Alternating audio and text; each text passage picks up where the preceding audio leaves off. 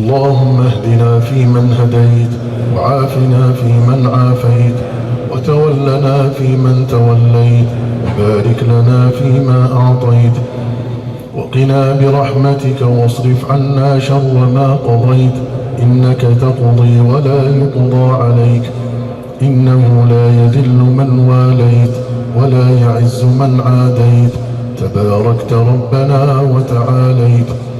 لك الحمد على ما قضيت، ولك الشكر على ما أعطيت. نستغفرك اللهم من جميع الذنوب والخطايا ونتوب إليك، لا ملجأ ولا منجا منك إلا إليك. اللهم اقسم لنا من خشيتك ما تحول به بيننا وبين معصيتك، ومن طاعتك ما تبلغنا به جنتك، ومن اليقين ما تهون به علينا مصائب الدنيا. ومتعنا اللهم بأسماعنا وأبصارنا وقواتنا أبدا ما أبقيتنا، واجعله الوارث منا، واجعل ثأرنا على من ظلمنا، وانصرنا على من عادانا، ولا تجعل مصيبتنا في ديننا، ولا تجعل الدنيا أكبر همنا ولا مبلغ علمنا ولا إلى النار مصيرنا، واجعل الجنة هي دارنا، ولا تسلط علينا بذنوبنا من لا يخافك ولا يرحمنا، برحمتك يا أرحم الراحمين. اللهم إنك عفو تحب العفو فاعف عنا. اللهم إنك عفو تحب العفو فاعف عنا. اللهم إنك عفو تحب العفو فاعف عنا. إلهنا، هل في الوجود رب سواك فيدعى؟ أم هل في الملأ إله غيرك فيرجى؟ أم هل من حاكم فترفع إليه الشكوى؟ إلى من نشتكي وأنت العليم القادر؟ وإلى من نلتجئ وأنت الكريم الساتر؟ بمن نستنصر وأنت المولى الناصر؟ أم بمن نستغيث وأنت المولى القاهر؟ من الذي يجبر كسرنا وأنت للقلوب جابر؟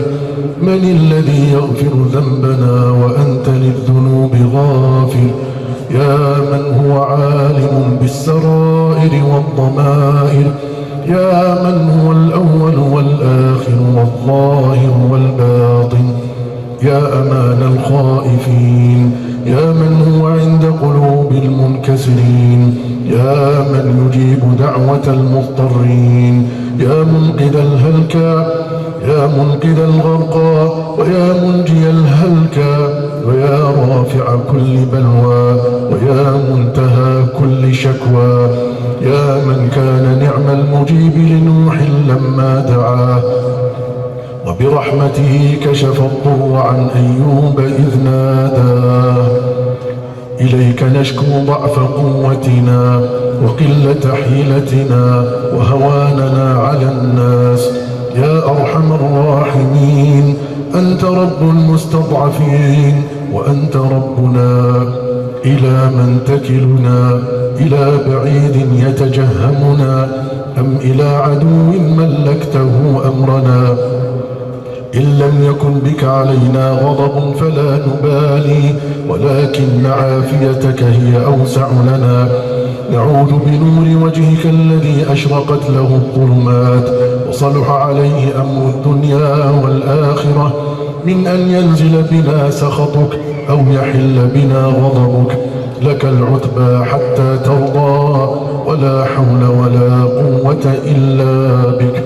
اللهم أعز الإسلام والمسلمين، اللهم أعز الإسلام والمسلمين، اللهم انصر عبادك الموحدين، اللهم انصر عبادك المستضعفين، اللهم انصر عبادك المستضعفين، اللهم كن لهم عونا ونصيرا ومؤيدا وظهيرا. اللهم اربط على قلوبهم وثبت أقدامهم وانصرهم على عدوك وعدوهم.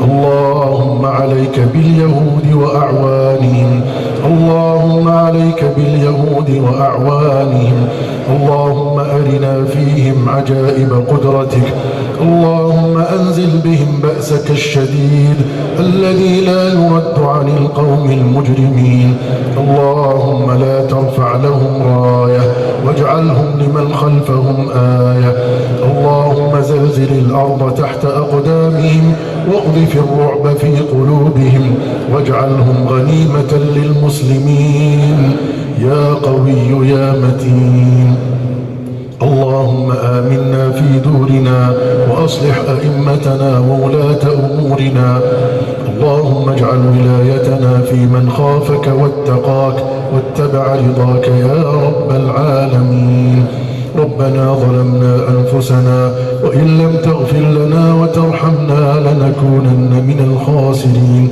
ربنا آتنا في الدنيا حسنة وفي الآخرة حسنة وقنا عذاب النار اللهم إنا نعوذ برضاك من سخطك وبمعافاتك من عقوبتك وبك منك لا نحصي ثناء عليك أنت كما أثنيت على نفسك اللهم صل على نبينا محمد وعلى آله وصحبه وسلم